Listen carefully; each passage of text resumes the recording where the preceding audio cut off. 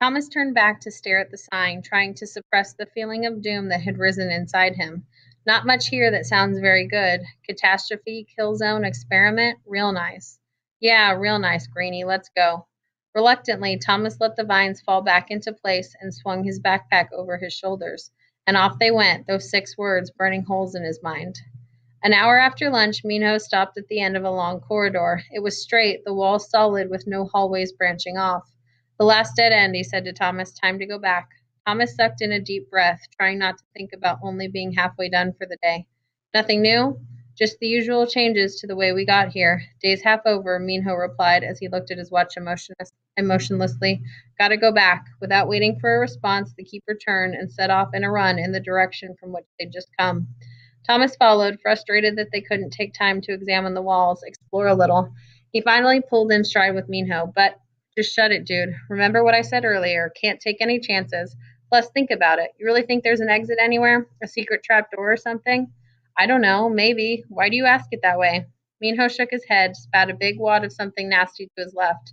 There's no exit. It's just more of the same. A wall is a wall is a wall. Solid. Thomas felt the heavy truth of it, but pushed back anyway. How do you know? Because people willing to send grievers after us aren't going to give us an easy way out. This made Thomas doubt the whole point of what they were doing. Then why even bother coming out here? Minho looked over at him. Why bother? Because it's here. Gotta be a reason. But if you think we're going to find a nice little gate that leads to Happy Town, you're smoking cow clunk. Thomas looked straight ahead, feeling so hopeless, he almost slowed to a stop. This sucks. Smartest thing you've said yet, Greenie. Minho blew out a big puff of air and kept running, and Thomas did the only thing he knew to do. He followed. The rest of the day was a blur of exhaustion to Thomas. He and Minho made it back to the glade, went to the map room, read up the day's maze route, compared it to the previous days.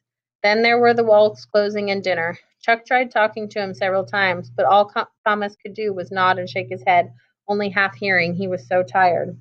Before twilight faded to blackness, he was already in his new favorite spot in the forest corner, curled up against the ivy, wondering if he could ever run again, wondering how he could possibly do the same thing tomorrow, especially when it seemed so pointless. Being a runner had lost its glamour after one day.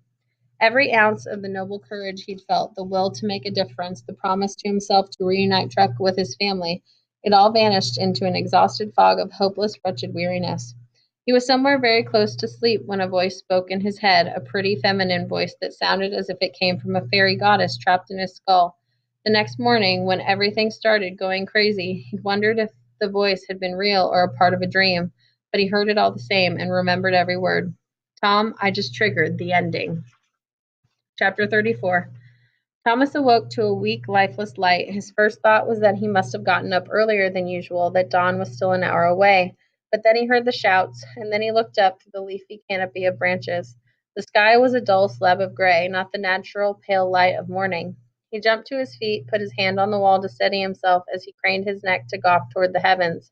There was no blue, no black, no stars, no purplish fan of a creeping dawn. The sky, every last inch of it, was slate gray, colorless and dead.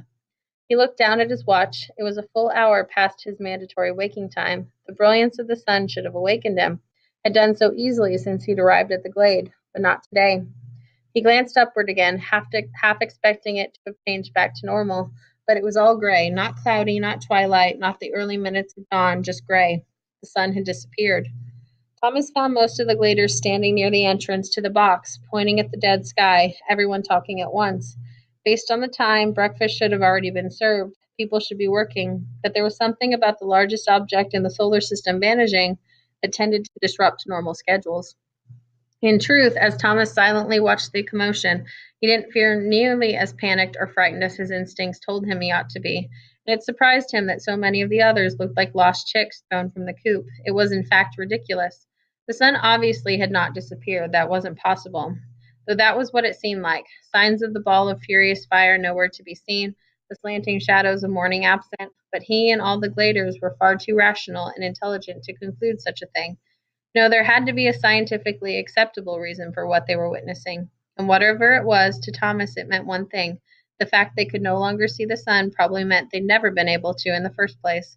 The sun couldn't just disappear. Their sky had to have been, and still was, fabricated, artificial. In other words, the that had shone down on these people for 2 years, providing heat and life to everything, was not the sun at all. Somehow it had been fake. Everything about this place was fake. Thomas didn't know what that meant, didn't know how it was possible, but he knew it to be true. It was the only explanation his rational mind could accept, and it was obvious from the other Gladers' reactions that none of them had figured this out until now. Chuck found him, and the look of fear on the boy's face pinched Thomas's heart. What do you think happened? Chuck said, a pitiful tremor in his voice, his eyes glued to the sky. Thomas thought his neck must hurt something awful. Looks like a big gray ceiling, close enough you could almost touch it. Thomas followed Chuck's gaze and looked up. Yeah, makes you wonder about this place. For the second time in 24 hours, Chuck had nailed it. The sky did look like a ceiling, like the ceiling of a massive room. Maybe something's broken. Maybe it'll be back. Chuck finally quit gawking and made eye contact with Thomas. Broken, what's that supposed to mean? Before Thomas could answer, the faint memory of last night before he fell asleep came to him, Teresa's words inside his mind. She'd said, I just triggered the ending. It couldn't be a coincidence, could it? A sour rot crept into his belly. Whatever the explanation, whatever had been in the sky, the real sun or not, it was gone. And that couldn't be a good thing. Thomas, Chuck asked, lightly tapping him on the upper arm. Yeah? Thomas's mind felt hazy. What do you mean by broken? Thomas felt like he needed time to think about it. Oh, I don't know. Must be things about this place we obviously don't understand. But you can't just make the sun disappear from space. Plus, there's still enough light to see by, as faint as it is. Where's that coming from? Chuck's eyes widened as if the darkest, deepest secret of the universe had just been revealed to him. Yeah, where is it coming from? What's going on, Thomas? Thomas reached out and squeezed the younger boy's shoulder. He felt awkward. No clue, Chuck, not a clue. But I'm sure Newt and Albie will figure things out. Thomas, Minho was running up to them. Quit your leisure time with Chucky here and let's get going. We're already late. Thomas was stunned. For some reason, he'd expected the weird sky to throw all normal plans out the window. You're still going out there? Chuck asked, clearly surprised as well. Thomas was glad the boy had asked the question for him. Of course we are, Shank, Minho said. Don't you have some slopping to do? He looked from Chuck to Thomas. If anything, gives us even more reason to get our butts out there. If the sun's really gone, won't be long before plants and animals drop dead, too. I think the desperation level just went up a notch. The last statement struck Thomas deep down. Despite all his ideas, all the things he'd pitched to Minho, he wasn't eager to change how things had been done for the last 2 years. A mixture of excitement and dread swept over him when he realized what Minho was saying. You mean we're going to stay out there overnight? Explore the walls a little more closely? Minho shook his head. No, not yet. Maybe soon, though. He looked up toward the sky. Man, what a way to wake up. Come on, let's go. Thomas was quiet as he and Minho got their things ready and ate a lightning-fast breakfast. His thoughts were turning too much about the gray sky and what Teresa, at least he thought it had been the girl, had told him in his mind to participate in any conversation. What had she meant by the ending? Thomas couldn't knock the feeling that he should tell somebody, everybody. But he didn't know what it meant, and he didn't want them to know he had a girl's voice in his head. They'd think he'd really gone bonkers, maybe even lock him up, and for good this time. After a lot of deliberation, he decided to keep his mouth shut and went running with Minho for his second day of training below a bleak and colorless sky. They saw the Griever before they'd even made it to the door leading from Section 8 to Section 1. Minho was a few feet ahead of Thomas. He just rounded a corner to the right when he slammed to a stop, his feet almost skidding out from under him. He jumped back and grabbed Thomas by the shirt, pushing him against the wall. Shh, Minho whispered. There's a frickin' Griever up there. Thomas widened his eyes in question, felt his heart pick up the pace, even though it had already been pumping hard and steady.